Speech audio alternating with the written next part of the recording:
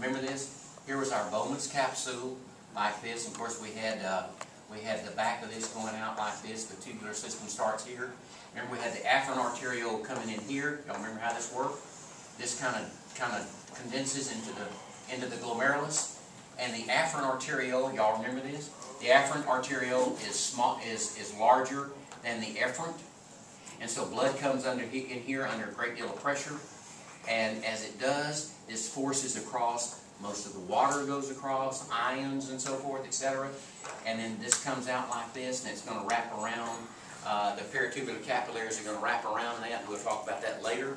But this right here, the renal corpuscle is made up of this one, that, and that. That's the renal corpuscle. The renal corpuscle is made up of the Bowman's capsule and the glomerulus, and that's basically it. And there are some special types of cells, though. That Bowman's capsule, those epithelial cells, simple squamous epithelial cells, are designed for filtration. They're called podocyte cells. That's just another. That's a term for a epithelial cell associated with the Bowman's capsule, which is designed to allow for effective filtration. And so there it is. And they're designed for filtration.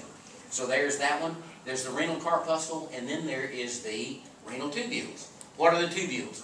Proximal convoluted tubule, descending limb of Henle, loop of Henle, ascending limb, distal convoluted, and that empties into the what? Remember this from 24:1? What does that empties into what? Yeah, collecting duct. Very good. Empties into the collecting duct. All right, so the renal tubules, proximal convoluted tubules. I'm not going to ask you about the different cell types. That has cuboidal cells. The descending limb has squamous cells. The loop of Henle, squamous cells or squamous cells. Ascending, I'm not going to ask you that. I don't remember it all myself. I don't even try to remember some of that. All right, the ascending limb has cuboidal, and the collecting duct is going to have cuboidal. The collecting duct. The collecting duct, though, serves many different nephrons, not just one. Y'all kind of remember that a little bit? The collecting duct is going to carry the urine to the renal papillae. It's going to drip from the papillae. Your kidneys, y'all, work 24/7. Your kidneys are kind of like your ticker. I mean, it's constant. It's going to work for as long as you're alive. Your heart's going to work. Your kidneys, if your kidneys, now we're going to talk about renal shutdown. We're going to talk that we get into a little mathematics. We get into stuff that's a little bit. If you like to use the word hard and easy, we get into a little bit of harder stuff in urinary tube. Just a little bit, but we'll go through it pretty fast. It's not that much of it, but we'll go through it. But there's that right there, and so forth. Collecting ducts empty into the renal calyces and so forth. They do. All right, now right here, everybody. Now, I don't know if you have this in your material. Do you have it in your material? The juxtaglomerular apparatus. Do you have that in your deal? The juxtaglomerular complex. Okay. All right, now listen carefully. All right, the juxtaglomerular complex is where the distal convoluted tubule makes contact with the afferent arteriole. Now, cells of the juxtaglomerular complex, cells out there called the macula densa. The macula densa produces renin in response to blood pressure in the afferent arteriole.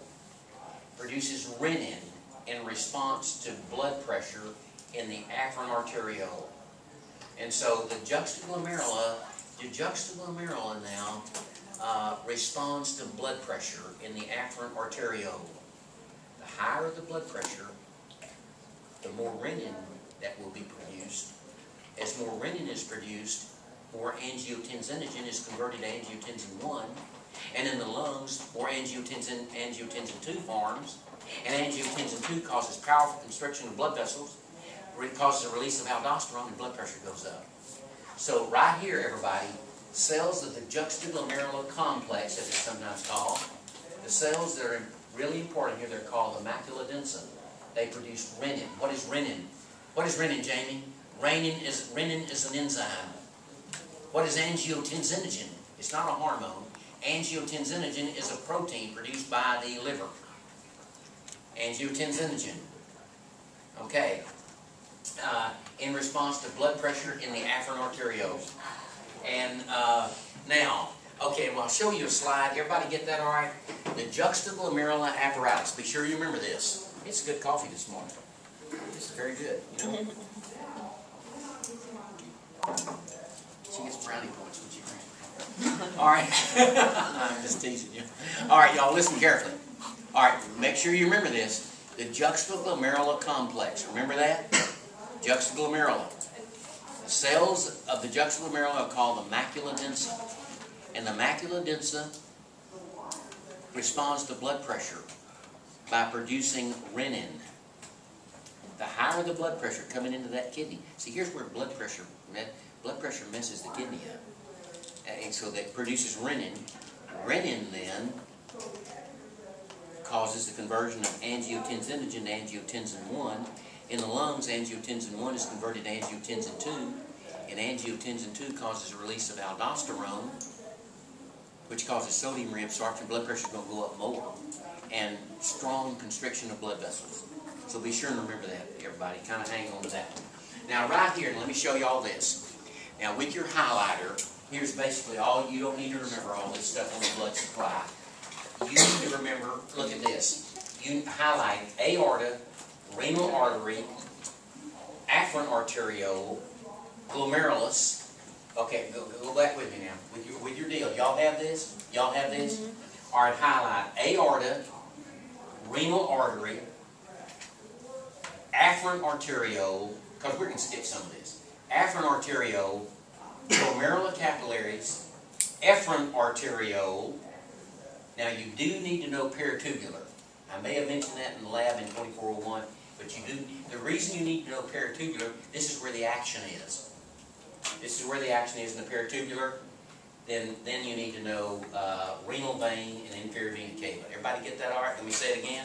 Mm-hmm. Let me say it again. All right, saying it again. Aorta, renal artery, afferent arteriole. Let me point like this because my shadow gets away. Afferent arteriole, glomerular capillaries, efferent arteriole. You getting that? Efferent. Peritubular. This is one I mentioned in the lab in 2401, but this is where the action is. This is where stuff happens. This is where major things happen in the peritubular capillaries. Peritubular capillaries, renal vein, and inferior vena cava. Everybody okay with that? You got that? Everybody good? Got that pretty good? Okay, did y'all get that highlighted? Got it, Clint? Get that highlighted? All right, everybody got it done.